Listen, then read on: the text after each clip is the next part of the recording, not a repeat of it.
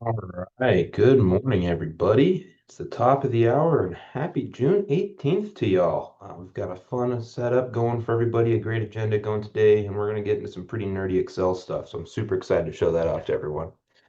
On to our agenda. So we've got our traditional congratulations, celebrations, and shout outs. We're going to recap May's child nutrition program, school year ramp up. We're going to look at what's on the data acquisition calendar because there is a lot of things left to submit for June. Before looking at some of the upcoming grant and PD opportunities, Austin's going to provide us some of the ESA and federal programs updates as well as some other updates when it comes to uniform grant guidance. There'll be some special education updates from Lisa.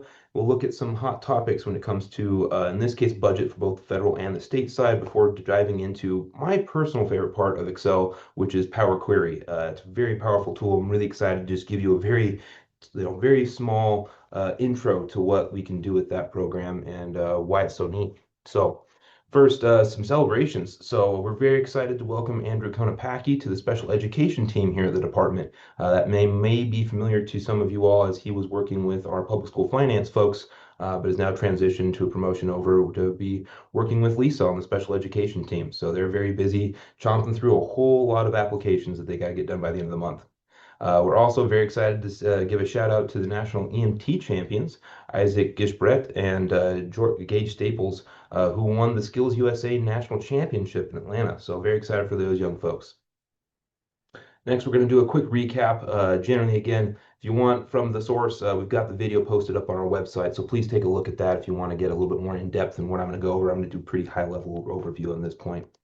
As part of the new final rule that was recently implemented, there is now a fining authority for child nutrition programs. So the state agencies can, in this case, the department as the SFA, is able to establish a fine if a program has discarded some requirements for the school food authority or has failed to correct repeated violations. So this is kind of one of those things where there's some teeth eventually finally into some of the CFR that was guiding some of the items that your nutrition folks were doing.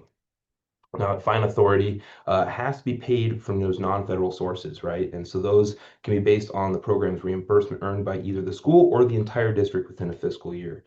So that first fine can be 1% of the amount of the meal reimbursement earned. The second fine ratchets up to 5%, and then third or subsequent fines go up to 10%. So there's a pretty logarithmic kind of increase in some of those fines. This covers things like repeat meal pattern violations, significant counting and claim errors, not having those wellness policies established and not completing those on their triennial assessment, and then also any of those issues with the smart snack capacities, whether you're receiving, sugary foods through your vending machines, or some of those other items that the law is not allowing for to happen within the nutrition programs.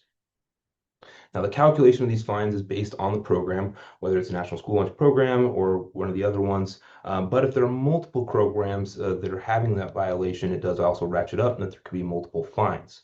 There can also be additional fines based on follow-up visits, but the fines may be appealed. So there is a potential for you all to say, hey, let's repeal this one and make sure that it's working correctly. Now, the failure to pay that fine may be grounds for suspension or termination. Now, those funds don't come to the State Department, those go to US Treasury. So there's really no skin in the game for us to be collecting those fees. It's not helping us. It's purely going off to the feds. Now, that's not the goal, right? Our goal as the SEA is to try to help you all work through this thing. So as part of that, we understand that there's a lot of uncertainty and a lot of challenges for those new food service directors. So we want to be able to help when there's uncertainty about the expectations, responsibilities, navigating systems and processes, or just the sheer information overload that a new person's coming in and having a whole lot of items that they have to check off the boxes. Also, we've seen that there's a lot of issues with support, and these folks can kind of feel alone and not sure what they need to do and where to go for help. So we're offering to help partner with you all, and our coordinators here at the department are more than happy to pick up the phone, answer your emails, work with you on whatever is necessary. So we've got access to those program informations, training on the tasks that need to be completed on an annual or more frequent basis, and then providing that support to strengthen the onboarding process, and then of course trainings, and we'll get to those trainings here. We have a later slide outlining those mandatory trainings that are throughout the state through the rest of the summer. So what else is on your radar? Boy, the data acquisition calendar's got a lot of items for it. I mean, we're coming in fast. I reduced a few slides in here, but there's still a lot to do by the end of the year, the fiscal year, that is. So we've got two pretty big IC submissions there at the top between your McKinney-Vento data and then also your submissions for corrections to IC data. Those are really, really important to help make sure that your July 15th foundation payment is going to be correct and that you're not going to miss out on funds that you're duly owed. There are also some other items for special education in through here, a lot of those kind of year-end closeout type of information and data points. On to the next slide, going into part two of three. There's a large number of items as well for we've got child nutrition there when it comes to the camp special milk renewal. We've also got some items for the school building demographics, including your additions, reconfigurations, and deletions. Those school buildings are quite important for how we're tracking where kids are at and all of those kinds of items. The last few items are all those federal programs bits. So we've got English learner information, your consolidated, your CFSGA grant application is due. I know Austin's going to take a little moment to speak about that, but so I won't take a whole lot of time from him. Then also some of your Title III English learner data collection, a lot of items coming through. And then the last one for just the items that are due in June, I didn't even go into the July stuff because I want you all to have a little bit of a pause and realize that maybe there is some light at the end of the tunnel. But your equitable service information is also due, and then also some of your early child outcomes, or excuse me, early childhood outcomes, your corrections of your noncompliance, and then your indicator as well on indicator 11. So quite a few things coming up to close out the end of the fiscal year. Please reach out to folks if you have questions on how to process, where to submit these information points, and what else you might need to do. Now, on to some housekeeping. So we've got some educational opportunities coming up. So our smart literacy program applications are still open. So please get those in if you folks are wanting some help on getting that literacy information and some of those best practices. Also, the Idaho Forest Products Commission is looking at doing their tree talkers visits through the northern part of the state. And then, as I mentioned earlier, our NSLP mandatory trainings are still going. They just had one, I believe, on Tuesday, and now they're continuing out throughout the rest of the state. So we're seeing quite a few throughout the state. Please attend those. Make sure that you have the training you need to be able to continue on and make a very successful school lunch program. So we've got some driver education conference we're pretty excited about coming up at the end of June here. And then the Danielson framework, those are still going. And I also added in some of the items that are coming in throughout the rest of the fall as those Danielson framework trainings do continue. They're not just a summertime thing. We also have those going throughout the rest of the year. Our Connect Summer Conference with Idaho CTE is on July 13th here in Boise. Another item we're really passionate about is that Student Transportation Train the Trainer Conference. It's a great, great conference for pretty much everything transportation related. That's going to be at the Riverside here in Boise this July. I'll also end up being there myself. So very excited to see some of you folks out there. And then lastly, I wanted to touch on the Family and Community Engagement or FACE conference, which is up in Sun Valley in the fall. So at the end of October, it's a great opportunity to kind of get into those items and a beautiful venue as well. That never hurts. Now, I'm going to pass this one off to Austin to give us some updates from the federal side. Austin, take her away. Sir, morning, folks. Glad to see your bright, shining names on the list this morning. It's truly a treat every time. Let's go ahead and get rolling. First and foremost, got some big, happy, celebratory news. USED has recently approved Idaho's applications for waivers and our application for EdFlex status. So first, that ESEA waiver we received meant that any LEAs that had excessive Title I-A carryover in October of this last year and was unable to be granted an excessive carryover waiver by the Department of Education, or sorry, by the Department of Ed, us. If we weren't able to give you a waiver, ordinarily those districts would have suffered a massive fiscal penalty. Because this waiver was granted, we get to waive that fiscal penalty. Nobody's getting penalized. Nobody's losing any money. So fantastic. Love to see it. Gives everybody a chance to breathe for a second. I think it was 18 or 20 LEAs that were in this category. So we're happy that we didn't have to carry out enforcement action there, and we're rolling out more support to make sure that doesn't happen again. We're not in that position. Secondly, we have also applied for and been granted EdFlex status as a state. So what the EdFlex status broadly means is that we as a state are able to grant an LEA waivers of either the Title I-A carryover provision of 15% or we can give you a waiver of the spending limit or spending minimum requirements within Title IV, which is the 20% minimum for safe and healthy schools, 20% minimum for well-rounded education opportunities, and the 15% cap on technology infrastructure.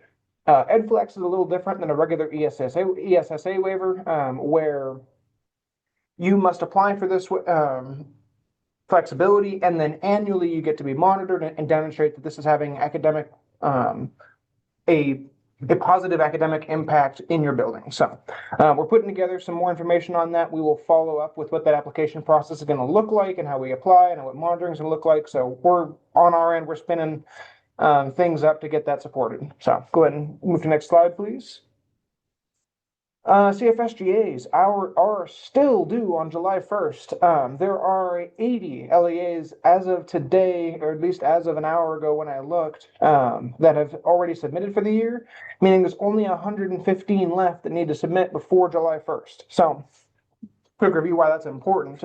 Any LEA that hasn't submitted their application at least once before July 1 isn't able to request any expenses for reimbursement that take place between June 30 and the date of your initial submission. So if your application is 2 months late, then we're never going to be able to reimburse you for expenses you incur between July or August. So it's important to get that in at least the first time.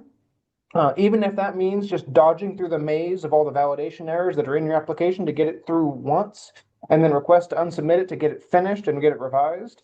Most everybody's going to have some changes needed from us after the first submission, so it's okay to submit a not perfect application on the CFSGA side. Just get it in sooner than later. Also, CFSGAs are processed on a first in, first out basis, meaning the sooner you get it in and the sooner you have it like put together and attempt to be approved, the sooner you will see funding arrive after July 1st once we get our funding from USAID. And had one more thing, but it totally left my mind, so it clearly wasn't that important. Never mind, it's on the slide. You don't get any extra points for doing it at the very last moment. As much fun it is to see submissions coming in at 11:45 at night on June 30th, you don't get any extra money or extra points for doing it that late. We appreciate that you're dedicated to getting it done, but please get it done a little earlier than that. We hate to see the stress on your guys' end. We're happy to support. Reach out to us. Give us a phone call. Give us an email. We're happy to be here for you. That's what we're paid for. That's what we're paid for. So let us know how we can support you. Next slide, please. So here's another fun one. On May 29th, a proposed revision to the Universal Grant Guidance was published. One of those changes was that they were going to rebrand it to the Universal Grant Regulations. It was kind of a pivot in priority in this new grant regulation package. So this is open for public comment for 45 days. We've got a link here in the slides to let you open up that opportunity to make a comment on behalf of your LEA or with your LEA's cooperation. And then in the event that this entire proposed change survives, which it most likely will in some form or another, these changes will take place for grants issued after October 1st of 26, meaning that these will hit you on July 1 of 2027. So next year's grants will be under this new requirement, or these new requirements as they're proposed. They're still malleable, they're still severable, meaning if enough comments get posted complaining about a certain item or another, there's a possibility where that section of the regulation will be just snipped off the end and we're going to move forward with the rest of it as is. There are some fun changes in here. Let me give you a quick highlight reel of some of the fun ones. Next slide, please. Or actually, before we get into the detail, this is the pivot from a guidance document to a regulatory document. So it's in branding as well as in kind of the stance of the guidance as a whole is a little more authoritative now. There's a lot of priority kind of pushing responsibility onto the pass-through entities, meaning the State Department in this case, where we are responsible for performing a little more strict controls. And it also means that any regulations any updates to the regulations as they are posted are not going to be automatically adopted by any of the federal agencies that are using universal grant guidance. So it wasn't something that was super widely talked about, but USAID had to go through an adoptions process every time there were revisions to universal grant guidance. Now, as soon as any changes are published to the universal grant regulations, those changes will apply to all federal agencies that have adopted the UGR. So now we can move into the highlight reel. So some stuff that I've pulled out of this regulations changes, and this is by no means an exhaustive list. These are a couple things that are going to affect the LEAs particularly. Rob, next slide, please. There we are. So there's a section in the monitoring requirements for pass-through entities or pass-through agencies, and pass-through agencies meaning the State Department of Education in this case. We are now required as a state agency to monitor LEAs for potential reputational harm to the pass-through agency, the federal awarding agency, or federal government. Not a whole lot of guidance around what this could mean just yet, so something else to watch for as reputational harm is now a part of the discussion. There is also some revisions to 2 CFR 200, 340, 341, and 342. These are the sections that talk about the ways in which a grant could be terminated. This is the regulation that pops up in the event that a specific subrecipient or an LEA is so far out of compliance with grant requirements that we need to end the award early. In those cases with a formula grant and non-compliance, we have to hold a hearing. We have to give you the opportunity to object. There's a whole conversation legally that takes place before the award is taken from you. The revisions to these sections talk about an expanded capacity of the federal awarding agency or the pass-through agency, but specifically the federal agency, to terminate a federal competitive award on the grounds that the award is no longer in alignment with the current administration's priority. Meaning that when the president or when the federal agencies change over administration, if the new director or new president or whichever else has a different direction they'd like to take the granting agencies in, then the agency is now able to pivot rather rapidly and they're not married to old grant requirements. So in the event you are a recipient of a federal level competitive award, whether it's through DOJ, Department of Ed, just be cognizant that this change is pending and it may give you some extra volatility in your ability to forecast forward your continued competitive awards. That might be your community school grants, your DOJ justice grants, whatever else. So finally, a pretty big touch point for LEAs.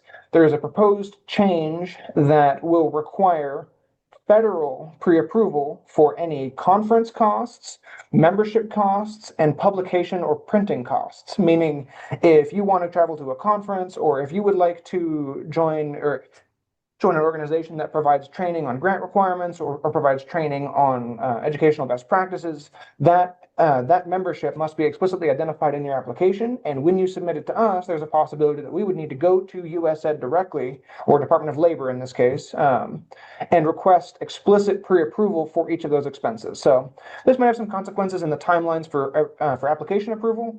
I would highly recommend having a look at the full document with your leadership team or with anybody that's well orientated with what the current universal grant guidance looks like in your district. Get a feel for how this looks, and if these changes look super positive to you or they look kind of terrifying, you are encouraged to make a comment on behalf of your district.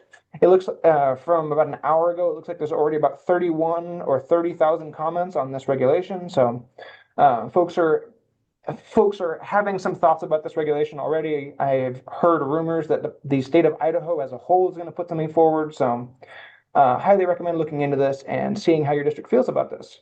Beyond that, I'm going to pivot back to the rest of the team. Thank you, folks, and have a wonderful day.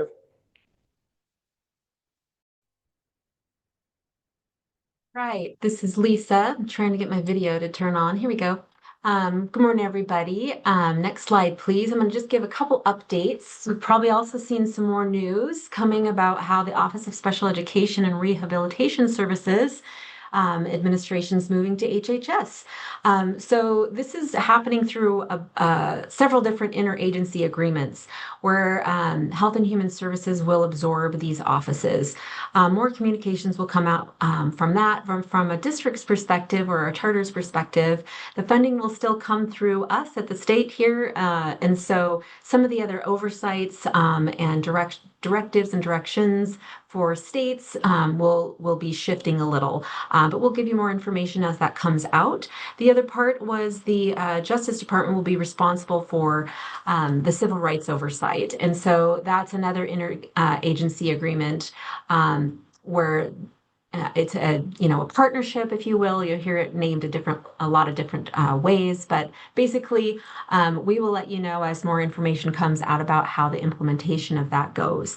From our perspective, really truly, the education department will still retain statutory responsibility for some of the functions that may be then outsourced through those partnerships. But for the funding sources and all those other things, we are still expecting our funds to come in July. So we will let you know if anything changes there. Next slide, please. So I have a whole bunch of updates on allocations, applications, just like the CFSGA is due. We have our IDEA app due. The data acquisition calendar actually says June 15th, but because allocations went out a little bit late, we gave you guys till the 20th, which I realize is on the weekend, but I had people beg for the weekend. So I said, okay. So what's going to happen is that we'll close the application early Monday morning, truly on the 21st. And then the prior year app will open on the 21st. And the reason we do that is that we have some LEAs that through audits and other reasonings may have needed to make another adjustment to the prior year to fix something that will flow through to the new current year application. So if you had an error in your last year's application and you needed to fix it, please let us know so that we'll be able to open that for you on Monday. And then we will subsequently be notifying LEAs if you need to make corrections on your new application as you have sent it in. And any LEAs that fail the maintenance of effort provisions will be notified. The other exciting parts, just like last year, you're going to get about 30% of the preliminary allocation awarded sometime early July. That is subject to the availability of the funding dropping to the SEA, to us. So as long as everything goes through okay on the federal side and they award us our funds, we'll be able to distribute those. And they do only give us about 30% of the full award. And so that's why we try to flow through that proportionate 30% to you guys to make sure you have some funds to continue FAPE throughout the first quarter. The rest of the grants are awarded to the state in October. And that's when you'll see the final allocations go out. Everything will get shored up in the application, and you'll get the resulting second portion of your funds. Now, the final application officially opens July 1st, but if you have had your preliminary approved, you could start working on it. But that is not due until November 15th, and that kind of coordinates with the timing of after our charters have submitted. The new charters, or those that are expanding, are able to give us their actual final counts of who and what, how much we needed to fund or not fund. And so we'll revise allocations like we always do in the fall, and we try to hold harmless as much as possible there. So just note that things are going to slightly change again in the fall like they do, but we'll keep you guys in the know about that. Next slide, please. Just a reminder on maintenance of effort, each year you've got to determine, and we've got to determine with you at the SEA level, if you meet the standards. There's two standards. There's the eligibility, which is your budget that you're doing right now for maintenance of effort. And then the compliance is the expenditure reporting. So as you guys are filling out this app right now, it just had a budget section. But when it flips over in July, it's going to show an expenditure reporting section. And that's going to be, what did you guys spend during the 2025-26 school year to meet your maintenance of effort? So the table that had highlighted how much you needed to meet, that's how much you needed to meet for the year you're closing out. If you do raise that, that might mean that you need to make a slight adjustment over the summer in the budget section to make sure that then you're on target for this next school year for 26-27. And reminder that you can meet it on the total or on the per capita. It's harder to potentially use the local only. We do have a district that has a permanent levy, a local only levy, and they spend it out of a specific fund, and so they're able to carve that out. But for most LEAs, it's very difficult to section out the state from the local. So we have everybody but one doing the state and local. Next slide, please. On the exceptions, we're getting some exceptions, which makes me excited. That means that you guys are able to find a way to potentially ratchet down the statewide spending tied to one of the few reasons that you can actually whittle down your maintenance of effort. And really, it's student centric for the most part, beyond the first exception, which is tied to positions. So a lot of turnover happens, it just happens. And so sometimes you had someone that was paid higher on a career ladder than someone that's newer out of college, let's just say. Remember that you can, if you can compare the prior year's person to the newer year's person, and what those contract totals would be with salary and benefits, claim the difference and start whittling that back down. Because what state and local maintenance of effort is what's hitting your general fund, right? What are you paying out of these other dollars that are not a federal source to maintain your program? And so if your overall costs are going down for one of these allowable reasons, start whittling that back and whittling that down. And as far as this goes, I have this add file button highlighted. So you got to lead us to how you got to what you did for an exception. So demonstrate that eligibility like it's a work paper, if you will. If you have questions, reach out. We're here to help. Next slide. Private school proportion share, I left this in from last time. If you have new private schools in your boundaries, please let us know as soon as possible because I need to be able to get that built for you to select.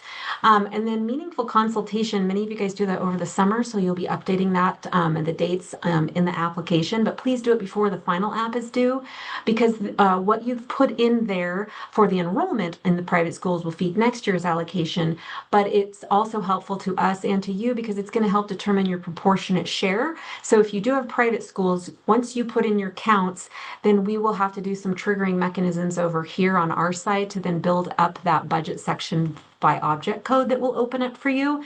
So know if you have private schools that there'll be a couple extra steps. We'll be in coordination with you throughout that process. But please, overall, my last bullet here, make sure that you have a plan, business office and special ed teams to monitor the activities of how they're receiving those services. Because as we flip to the final app, you'll need to be attaching expenditure and service delivery reports to showcase how you were able to meet those equitable services conditions.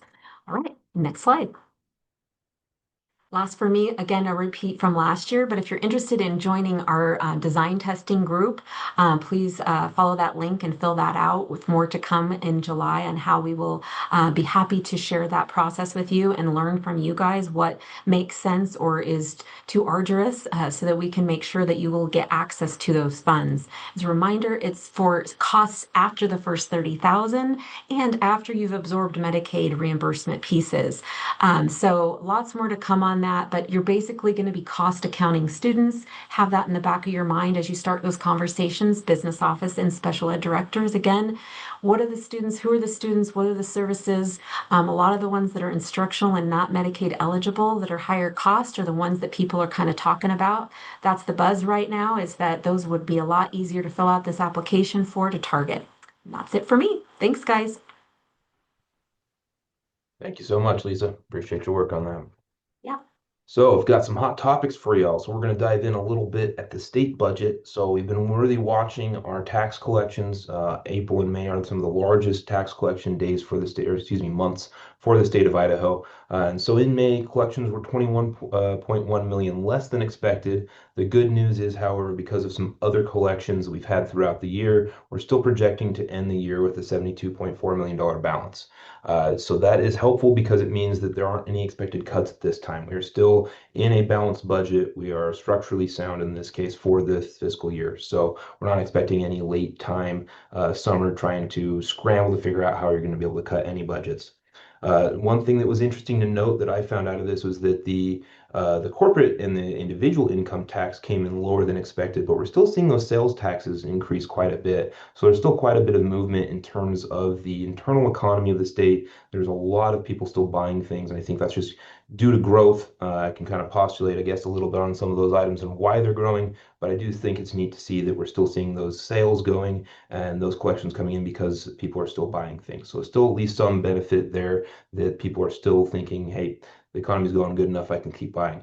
I think I'd be a little bit more spooked if I saw those sales tax start really ratcheting down. But at this point, I'm feeling pretty confident that as we look through the end of the fiscal year, we won't be expecting any sort of late term trying to do any late cuts. Now, on the federal side, I do have a small update for you all. So the federal fiscal year 27 budget for Labor, Health and Human Services and Education bill was passed by the House Appropriations Committee on the 9th with 34 to 28 vote. So again, this is the House starting on their side of it. We still have to see these go through both chambers, so we're going to have to see some sort of agreement between what the Senate wants to do and have some reconciliation involved. But as it is right now, this represents a 10% cut to US Ed. Primarily, that cut is mostly on higher education, to be quite honest with you.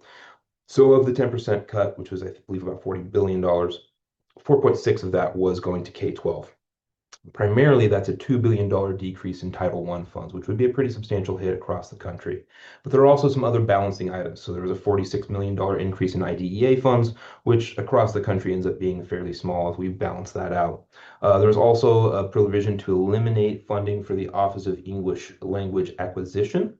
There was $60 million earmarked for charter schools, a $10 million increase for CTE state grants, and then a $10 million increase for Head Start funds, with 21st century funds staying level. So kind of all of the board cuts and additions. Again, this is just where we're at this point in this part of the summer. This is going to be a continuing conversation. We're going to keep watching this and see how things go between both chambers of the federal Congress, because they again have to kind of come to reconciliation between both the House side and the Senate side. So more to come on this. Just wanted to let you know what we're seeing at this point in the game.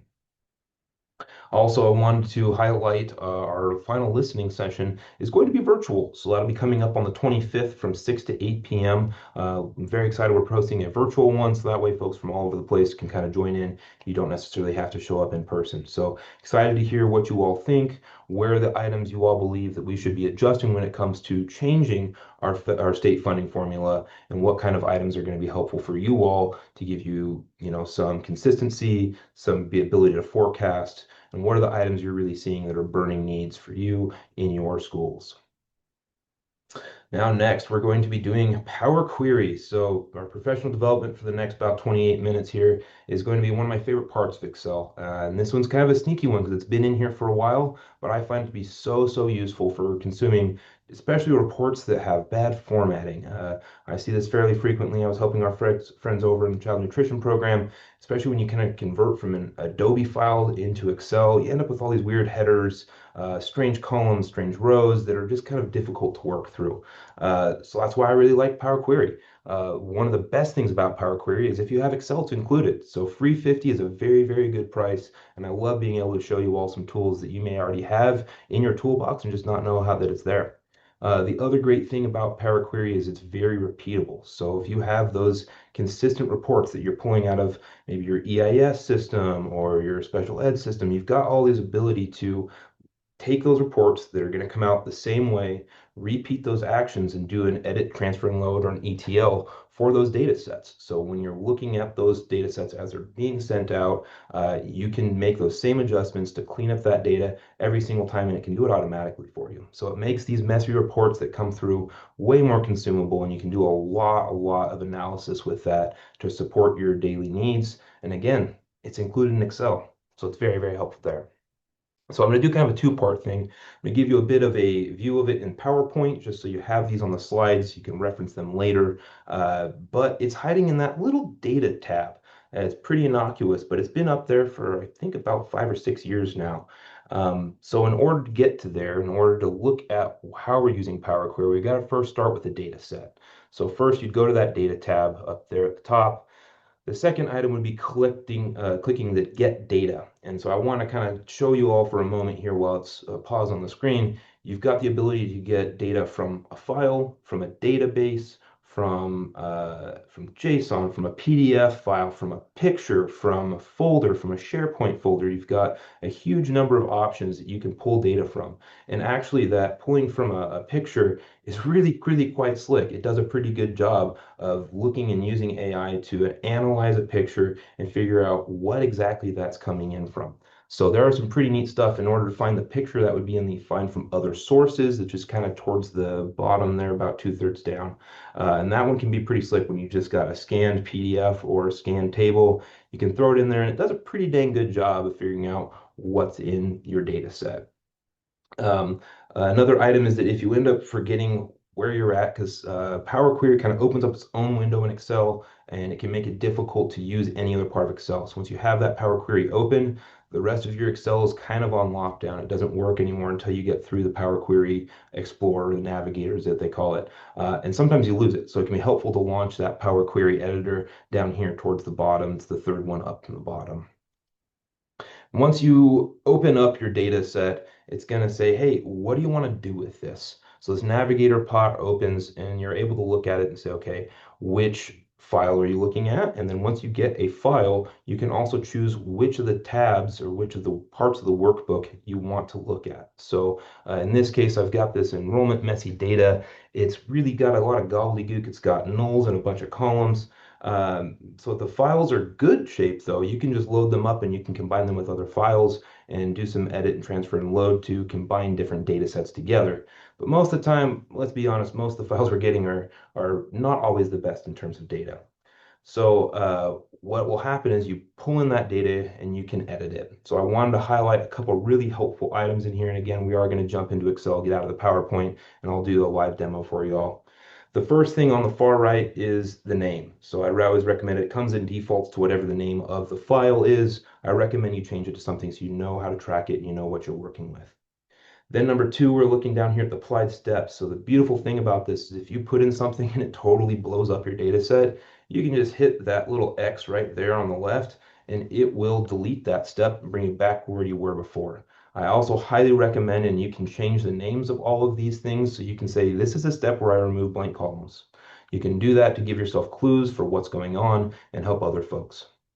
The other item up here, number three, is this is your kind of a formula bar. In this case, it's a query bar, and this shows you what the entirety of that query has. So you can go through, and this is in a language called M for Microsoft. This is the same language that's used in Power BI. So if you're familiar with Power BI, this will be very similar. And this formula is incredibly, incredibly powerful. So we can do both either a point and click, which is what I'm going to show you how to do today, or if you're really, really good at querying items, maybe you have a very good friend in AI, you can create this formula that will do a lot of fancy things for you, can rename things, so you can do a lot of really powerful stuff, both either through the point and click, which is kind of a low code, or just straight up code into these things. The other thing that's really nice about this is because it's the same language as Power BI, there are a lot of contractors out in the world who can help work on this. And the other great thing is YouTube University is going to be your friend as you learn how to use this. There's so much information on cool case studies, fun ways to do really tricky stuff using Power Query.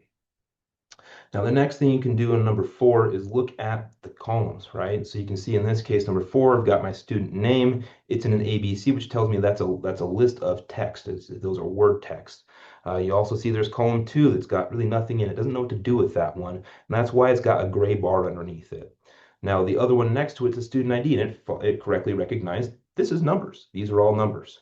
So you can change these column names, you can reorder them, you can do all of that within Power Query, and you leave the original file alone, which is really, really helpful. You can keep that original file totally clean. Everything you're doing in Power Query is entirely its own item, and it won't mess with your original data set. So we can also change those columns up quite a bit. So we can use our first row as headers. Perhaps you've got a great data set that already just at the top, you've got your column headers, things are nice, they look good. Other times you have to replace those values. You have to remove some of those and promote things. So we can say, hey, maybe the fourth row is, or excuse me, fourth row is actually where the column headers are that I really want to use. Well, we can remove some of those rows in item six. We can keep some of those rows and we can adjust things quite a bit. Up to number seven, there is a really, really powerful tool up there between the merging and appending queries. So these are two different ways to attach different data sets together. So in a merge query, we're going to look at joining things on a unique identifier. In this case, probably a student ID is what we're going to use. And once we have those together, we can take multiple data sets, cram them together, and pull out any data set that matches on that unique identifier, that student ID, so we can get a lot of different data points for what's going on with that student or what they may have outstanding for debts, if they have to enroll, those kinds of items. And an append query is when we have two data sets that are very similar. They've got kind of the same structure. We just have different data in both of those. So maybe you've got enrollment from one school, you want to attach it to another school so you can get your total enrollment for your whole district. That'd be where you'd want to use an append query. And lastly, once we're done messing around with our data, 8 over there at the top left is our close and load. And I recommend you check out the drop down and close and load 2 because that gives you the ability to direct where you want Microsoft to use this information and how you want to use it. So with that, I'm going to go ahead and hop out of out of our PowerPoint here, and we're going to look at some pretty messy looking data. I'll zoom in a little bit so y'all can see what we're working with.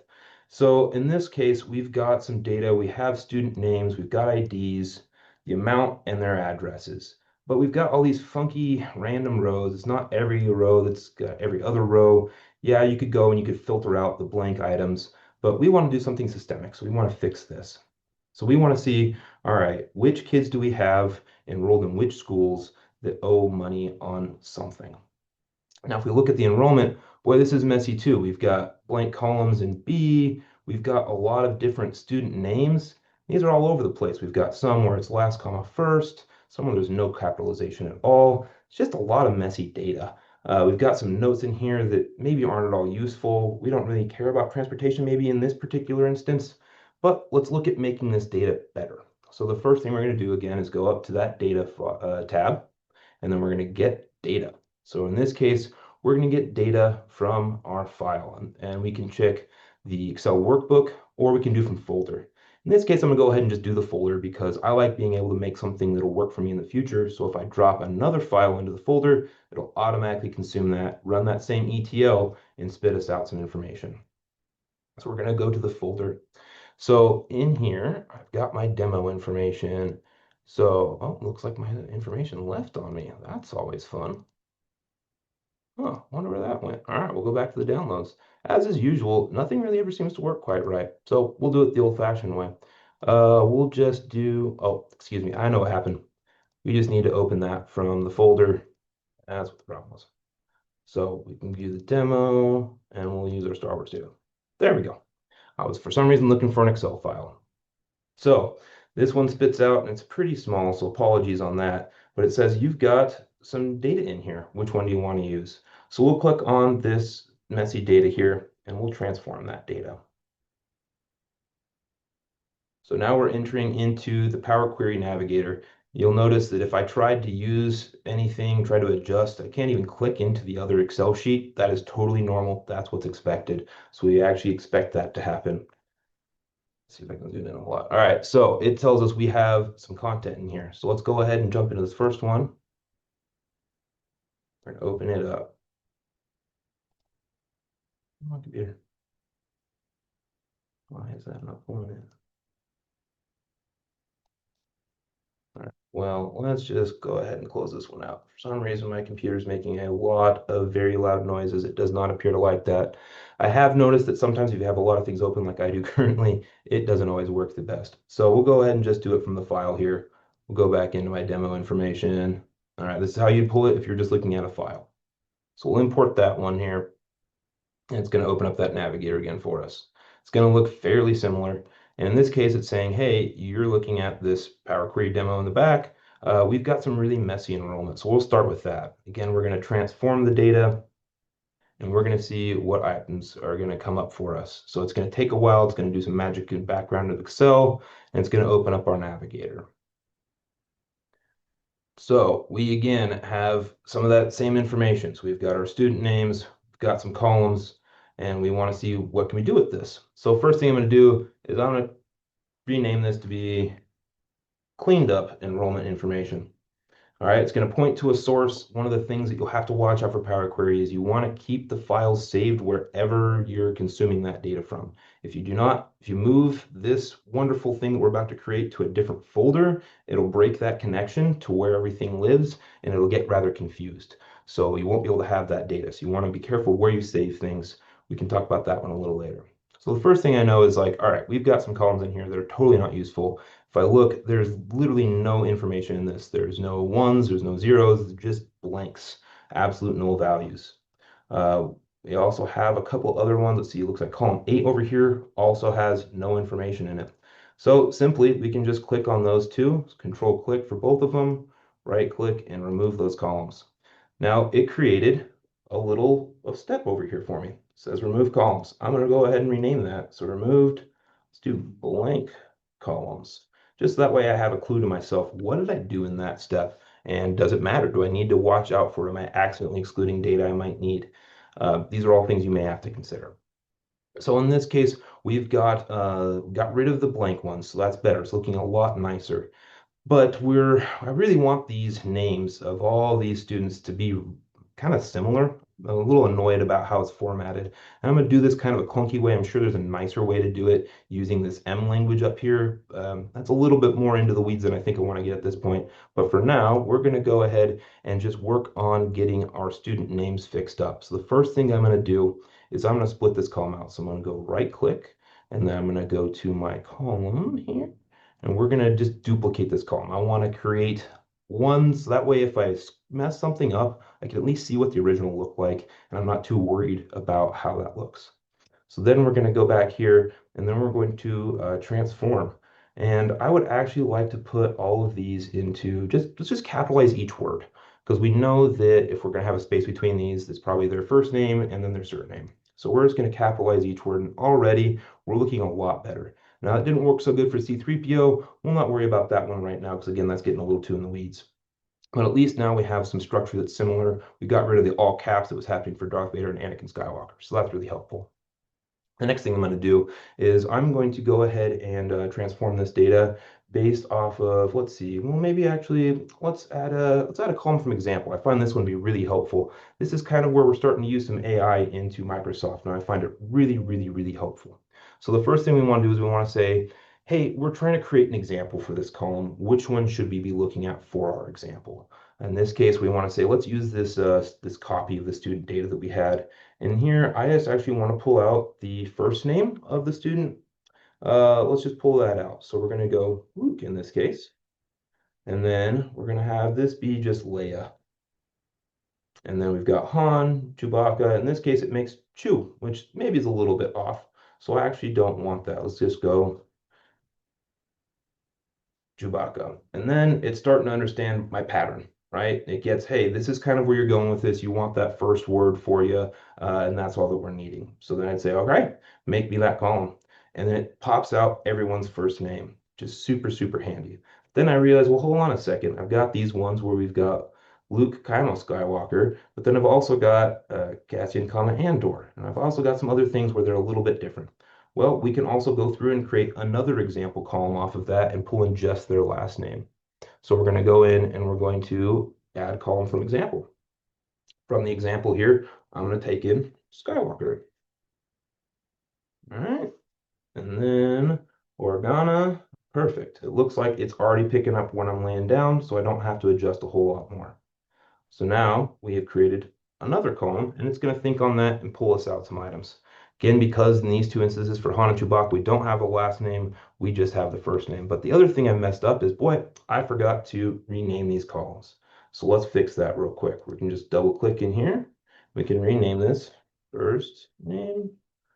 And then this one, it says text after delimiter. I don't know what that means. This is actually the last name. And now we have a cleaned up version of that that works pretty well for us. You can also pull out things from delimiters. So if we want to do that, we could do that real quick. So let's pull this one off and we're going to transform. Actually, no, in this case, we're going to split the column. There we go, based off of a delimiter. So I know, okay, maybe I got it backwards. If they did have a last name, first name rather than first name, comma, last name, maybe I need to pull out any of the items that are by the comma. So we'll go ahead and use our comma. And I want to take, well, probably the rightmost comma in case there's kind of some strange names that maybe have multiple commas. Maybe there's multiple names in there. Let's take the rightmost one, split that one out. Again, we're pulling out just the things that are after any of our commas. Sometimes these will be helpful for you as you're working through and you want just if there's a unique name or you want to kind of recombine these things later, you can do that. Mostly just showing you some of the capacity in here in terms of pulling out the data as you might need. But then I'm realizing, holy cow, as I look through here, I don't really know what all of these are, right? So I renamed some columns. That's pretty helpful. I think I renamed this one. Let's do name columns so I remember for next time. But I realized I really don't like what I did here.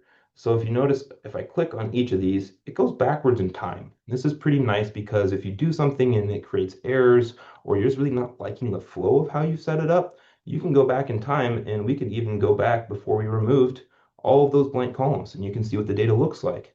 Now don't fret, all the work we just did is still here. All I got to do is click on that next step. So this is truly a step-by-step process that allows you to work through your data set. So we'll come back to the change type, which again was us pulling in the delimitator. So this is everything to the right of our comma. I really don't like how that turned out. I think things are looking a lot better with the first two ones I did. So I'm just going to X out this and it goes away.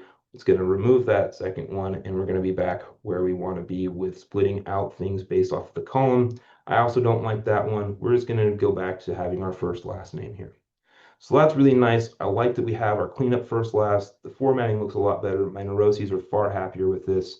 I'm liking where things are looking at. So now let's go ahead and notice, boy, this student ID. I know based off of our EIS, for some reason, that system always puts in two extra letters, or excuse me, two extra numbers on the front end of all the student IDs. I want to trim those out, so I can go ahead and do that. So let's go ahead and it's easier. I need to go to, yeah, it would be transform, right? No, it's going to end up being create a duplicate call. So let me think here. Let's change type. I like that it's a whole number. Don't necessarily need to get rid of that, but I will go ahead and transform this one. So we want to round this up, right? We can round down, we can round that up. That still doesn't seem quite right. So let's instead think about how can I remove this? We'll right click up on the top here, and I should be able to find my trim section. So that should be in my transform. Here we go, transform, that's what I was looking for. So we can split this one off if we wanted to split off a whole part of it. But in this case, I think what we're going to end up doing is just go ahead and transpose some items. So we're going to go and trim. Where did my trim item go? So we can extract. Here we go. I want to extract the last characters. We know the first two characters are not good. So on this one, I need to take the first, I want to keep the rightmost seven. So we're going to do that. And it's going to automatically remove those. But then it thinks, hey, it's letters. Well, no, we know that that is still going to be a whole number. So we're going to put that back and now it knows things are in whole numbers. So I've trimmed out the data I don't want from that, made that work pretty well. The other thing we can do is we can change our dates. So these enrollment dates, maybe we really only care about it being whatever, it's the first of the month, last of the month, first of the year. We could do all those things. So we're going to go in here and we're going to transform once again, and the transform changes based off of the types of data. So if you see up here, I've got this little calendar icon, whereas over here I have an ABC and then a 1, 2, 3. So that tells me that this column is recognized as a date column. So I can go ahead and transform that one. And I want to only pull in, let's do the start of the month. So instead of being like March 9th, it's going to be March 1st for all of these. And we're going to go just bang right on down. All of these are just going to be the first of the month. So sometimes we need to adjust those dates if we need to. This is a great way to do that. So I'm pretty happy with how I've got things. I will say now that I've got my copy name over here, it looks better. We really don't need it anymore. We've got our first name, we've got our last name, we've got the original data on the far left. So let's go ahead and remove this column here. I can right click and remove it. Are there any other things we need to get rid of? I'm not too worried about, let's see, the notes or the transportation eligibility. So let's remove those as well. And again, this is creating a bunch of different steps for us. I'm pretty happy with how this is looking. Things look a lot better. My names are in much better shape, but you know what? I actually want those to be over here. So I can drag them over, no problem, reorient it. And since I'm pretty confident, I like how our new names are looking, let's go ahead and remove this one too. All right, we're gonna go back to home and now we're gonna do that close and load. And this is where I mentioned you can just do close and load. It'll kind of just disappear. It looks like it went into Never Never Land. We want to do close and load too because we have a little bit more control over where that information is going. So it's going to ask you, where do you want this to go, friend? Do you want to go into a table, a pivot table? Do you want to create only a connection that lives in the ether of Microsoft's capacity? Yeah, let's do that. So we're going to go ahead and create only a connection, and we're going to add this into our data model. So this is going to live effectively in the ether of Power Query. It's not changing any of the information that we already have in this worksheet. But I also need to know which of the students owe money. So based on which school we're at, which of the students owe money, I need to get some more data. So we're going to go up here, get data. We're going to grab it from a file, get it from our workbook, and we're going to pull into the same spot. This time, though, we're going to look at the finance portion of it. So we know we've got students in one end, on the other, we've got how much people might owe. Again, this is some really nasty look data. Let's fix it up a little bit real quick. So Excel is going to do its thinking, and we're going to pop back into our navigator. So in this one, it's pretty slick. We know at least our columns look right. We've got good data in the columns. We've got, multiple different types of data coming through here. We just have a lot of garbage in here. So what we can do is we can remove, we want to remove rows. And we know that we just want to remove all the blank rows. We can remove duplicates though as well. We can remove alternating items, but let's just remove the blank rows for now. And all of a sudden, that really nasty looking file is in a lot better shape. So I'm pretty happy with how that looks. I really don't need to worry about changing anything. Our names look good. I'm looking pretty good in this case. So we can go ahead and close and load too. I do want to make sure, let's see, we've got this amount. Let's make sure that we put that in a currency so it knows we're talking dollars and cents here. We're going to again close and load too. I'm going to have this again go into our connection, and we're going to have that be part of the data model. So what the data model is kind of a hierarchy thing that allows you to consume a large amount of information. So your average Excel sheet can only hold, like, I think about 1 million rows of data. The data model can consume like 10 million, no problem. So you've got a lot of ability to do things there. The next thing I want to do though is I want to actually bridge these things together. I want to make this data work together. So we're going to go over here and we're going to combine these queries. Now we're not going to append these because they're different data sets. We're going to merge them. When we go into merge in this file, it's going to say, hey, which file would you like to have? So we're going to start with our clean enrollment. And then we're going to also want the amount we owe for finance. So the unique identifier in here, oh, this isn't going to work because these are different numbers, aren't they? We're going to have to work on that real quick. So let's first cancel. I want to go back in and I want to go back to my enrollment information, and I want to actually get rid of that cleanup I did on trimming things. So that was my extracting of the last characters. All I do, remove that and say, yep, let's go ahead and delete that. And here we go back to where things were at. Now in this case, I don't have to save and close load to. I'm just going to go ahead and close and load it. Now I'm going to go back to get my data. It's done thinking here. All right, let's combine those, merge these two together, and hopefully in the next couple minutes, we'll be able to show you how this works if it's thinking quickly. Okay, so I want to join based off of those student IDs because I know that those are good. And in this case, I want to keep all of the information from my first data set and anything that matches from the second data set. And this is telling me, hey, only 35 of those match. And that's good because I know that in the amount of money that kids have that's outstanding debt, it's a smaller list. So I'm okay with that. Let's go ahead and put these two together. And it's going to think through this and hopefully it will think quickly. Perfect. I like to hit this little, I call it the headphone icon. That just shows us what we're going to bring in. So in this case, I already know the student's name. I know the student's ID. I just want the amount they owe and where their address is. So we're going to bring that in. And now we know, all right, here are the ones that matched. We know Luke owes $293.56. So the other thing we can do is just only have the ones we want to have the data. So we're going to exclude all of those ones that don't have any data. And real quick, we will close and load this too. In this case, we are going to do a worksheet. So that way we can hand it off to one of our colleagues over in accounting, and they can look at, all right, here's the list of the students that you need to look at getting some money from. It turns out most of them are from Rebel High and Death Star Academy. So you can do a lot of adjustments, take some really nasty looking files, cram them together, and output some really good data that allows you to look through and determine what your next steps are. So hopefully this is helpful for you all. Again, I am by no means an absolute wizard on this stuff. There's a lot of different ways you can combine this data, a lot of different ways you can manipulate the data. But I do hope that as a free tool, this is something you might be able to put in your toolbox and be able to get some utility out of. So once again, I want to thank you all for joining us. Very excited that you joined us today. Ooh, went all the way to the end. That's not what we were trying to do. But thank you all for your time. I hope you have a wonderful June, and we will catch you next in July. Thanks, folks. Have a wonderful day.